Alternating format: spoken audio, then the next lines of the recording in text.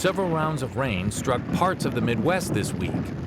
Iowa fields southwest of Des Moines were underwater as isolated rain amounts between 5 and 8 inches fell early in the week. Rivers were on the rise and flooding was occurring in fields as soybeans and corn were surrounded by water. More than 4.5 inches fell in southern Minnesota late in the week. You can see the high water moving across this waterway and field near Brownsdale, Minnesota. The weekly rainfall map shows the darkest green band extending from Nebraska to Wisconsin, revealing 4 inches to a foot of rain falling over the past week. Much of the area receiving rain was still in some form of drought at the start of the week.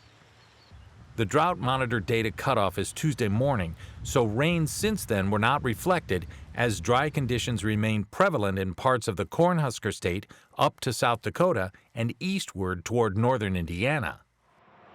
The growing season has thrown some surprises, and meteorologists have been surprised by the amount of rain in the southern plains and now western Corn Belt.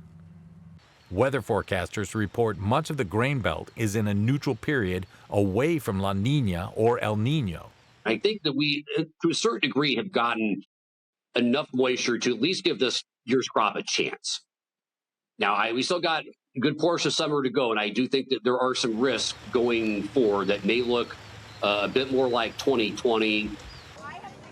On Tuesday, more than 150 million Americans woke up to heat warnings as dozens of new record high temperatures were set.